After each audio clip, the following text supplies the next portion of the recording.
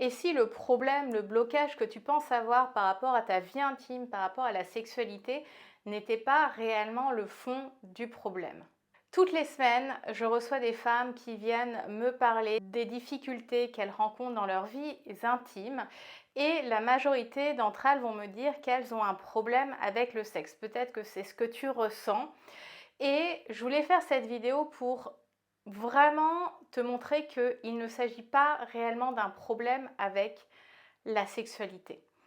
Qu'est-ce que tu crois être le problème? Finalement, on pense qu'on a un problème avec la sexualité, alors que le problème vient de ce que tu crois être la sexualité, ce que tu crois être désirable dans la sexualité, ce que tu supposes que l'autre attend de toi. Donc tout ça crée énormément de filtres et je pense qu'on est aussi dans une époque où même si aujourd'hui on a plus de liberté, où on parle beaucoup plus de la vie intime, et tant mieux, le revers de cette médaille, c'est finalement d'avoir un petit peu ce message en filigrane: mesdames, faites l'amour comme des hommes.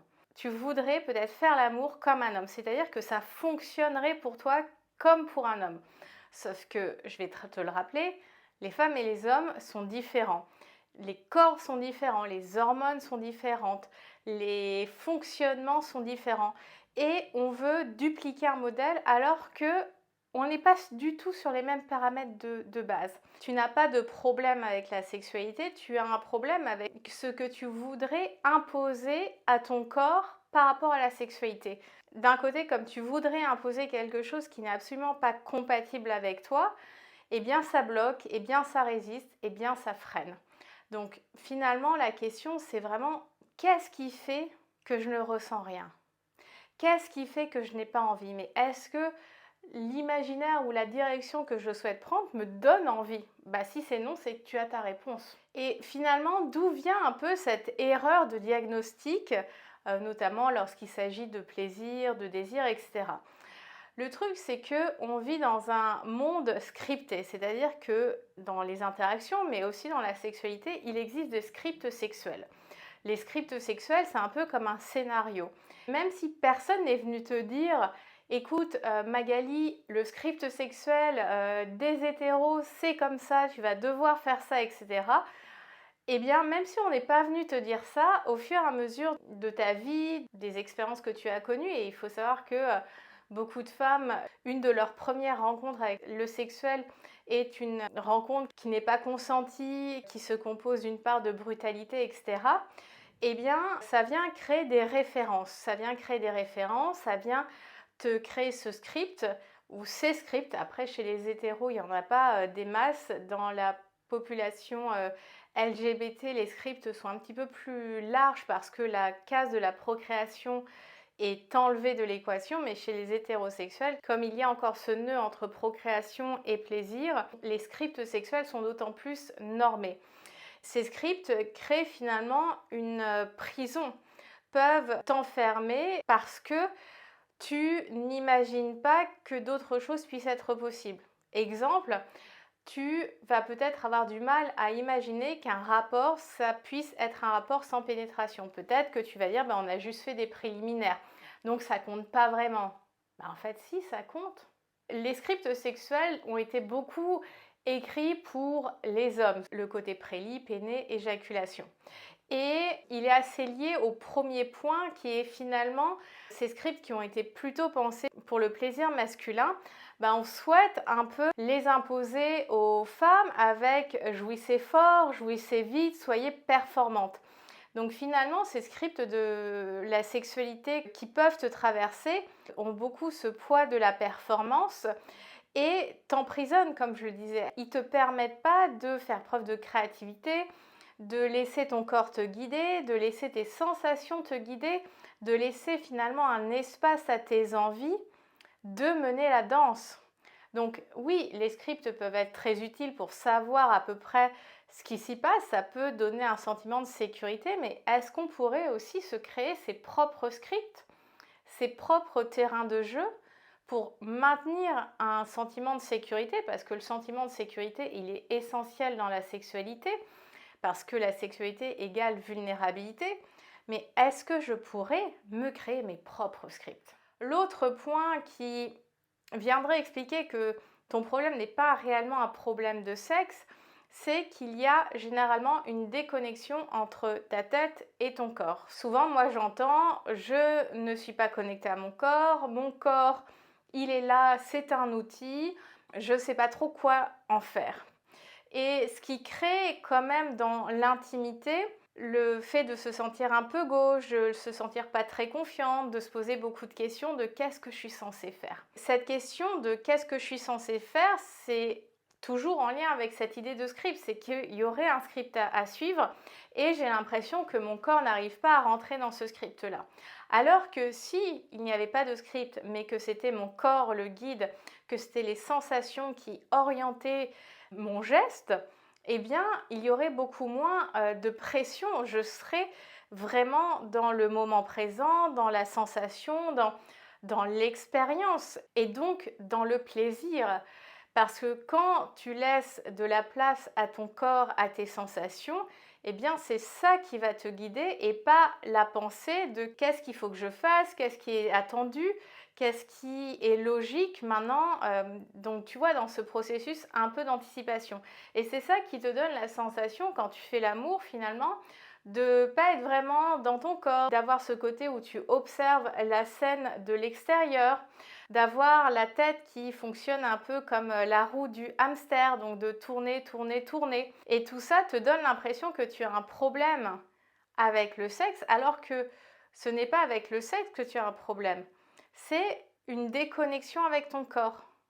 Et ta tête, elle prend tellement de place et tu as peut-être été aussi éduqué, socialisé pour mettre en avant ton côté intellectuel, la réflexion, de mettre peut-être de côté le corps parce que le corps était encombrant, parce que le corps pouvait susciter le désir, parce que le corps ceci, parce que le corps cela.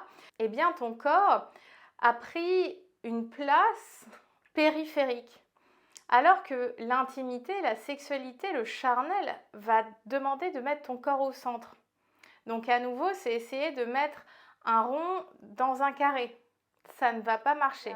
Hello, je m'appelle Sarah, je suis plaisirologue et j'accompagne les femmes à développer une telle relation d'intimité avec leur corps qu'il devient un espace de plaisir et de lâcher prise.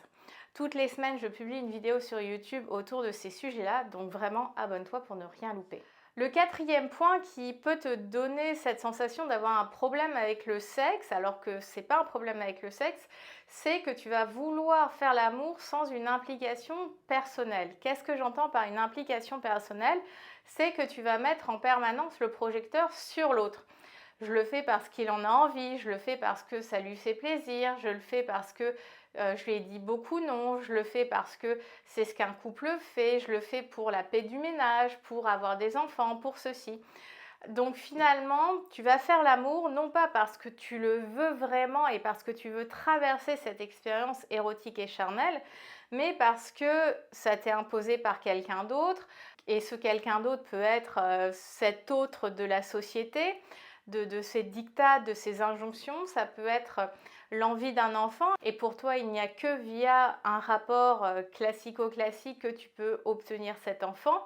Tu vas faire aussi peut-être l'amour pour sécuriser une relation naissante, c'est-à-dire que tu te dis, pour que l'homme s'engage avec moi, il faut que je lui donne ce côté sexuel, charnel, de manière libérée pour finalement qu'il s'attache à moi et que je me sente sécurisée émotionnellement dans une relation. Petite info, les hommes ne s'attachent pas par le sexe. Si tu veux, je pourrais en faire une vidéo. Et le dernier point qui te donne cette sensation d'avoir un problème avec la sexualité, alors qu'en fait, c'est pas ça, c'est que tu vis la sexualité à travers un prisme de performance et non pas d'expérience. Alors peut-être que tu vois de plus en plus sur les réseaux sociaux cette idée de l'expérience. Alors moi, ça fait 5 ans que je parle de ça. C'est-à-dire qu'on parle beaucoup de la sexualité en termes de j'y arrive ou je n'y arrive pas. Donc il y a une case ou pas qui est cochée, il y a un exercice qui est réussi ou pas. Et quand on est focalisé sur la performance, on passe à côté de l'expérience. C'est-à-dire que Tu pourrais avoir le mauvais résultat à un exercice, mais avoir un bon raisonnement. C'est ça qui est intéressant. C'est pas tant est-ce que j'arrive à orgasmer ou pas, est-ce que j'arrive à faire 18 positions du Kama Sutra. La question est qu'est-ce que je retiens de ce moment-là? Qu'est-ce que j'ai apprécié? Qu'est-ce que j'ai ressenti? Qu'est-ce que j'ai vécu dans ma chair, dans mes cellules, dans mon cœur finalement? Parce que il y a différents niveaux lorsqu'on rencontre l'intime. Il y a le côté intellectuel, le côté émotionnel et le côté charnel. Et très souvent, on reste uniquement au niveau intellectuel, de la case cochée. Mais si je ne suis pas aussi en phase avec l'émotionnel et le charnel, c'est ça qui va me créer un ouais, ok, je l'ai fait, mais c'était pas réellement satisfaisant. Que quand tu embrasses toute cette expérience, et c'est pas juste cocher des cases, mais c'est vraiment avoir cet aspect multidimensionnel du charnel, et bien même si tu n'as pas d'orgasme, même s'il y a des fails dans ce moment intime, eh bien tu t'es complètement approprié ce moment-là, tu as ressenti dans ton corps, tu t'es senti libre dans tes mouvements, libre dans ton expression, libre dans tes ressentis, tu as pris de la place, tu n'as pas été spectatrice, mais tu as été la maîtresse des lieux, la maîtresse de la cérémonie, et je ne parle même pas de domination. Eh bien là, tu vas avoir un sentiment beaucoup plus d'épanouissement et de satisfaction. Donc en fait, dans la sexualité, je pense qu'il faut arrêter à tout prix de vouloir développer des compétences. Oui, les compétences, comme je le dis, la sexualité est une compétence, donc tu peux apprendre toutes les techniques que tu veux, mais le plaisir est un art, c'est une expérience. Et c'est cette partie-là que la majorité d'entre nous, de la population, n'expérimente pas. C'est-à-dire que oui, je vais vouloir développer les compétences, mais je ne vais pas passer à travers l'expérience. Et c'est ça exactement ce que je veux te proposer en tant que plaisirologue, c'est d'accompagner les femmes à vivre cette expérience dans leur corps. Parce que plus tu vis cette expérience dans ton corps, plus tu es connecté à lui, plus tu découvres des sensations, plus tu peux mettre aussi des mots sur ces sensations, les comprendre, mais trop souvent tu veux comprendre sans les vivre. Donc c'est là où ça bug. C'est pour ça que de plus en plus maintenant j'ai envie de te proposer des expériences en présentiel. Donc si tu souhaites être averti pour cette prochaine expérience, je te laisse un lien sur l'écran pour t'inscrire à ma newsletter. Tu auras des informations en exclusivité.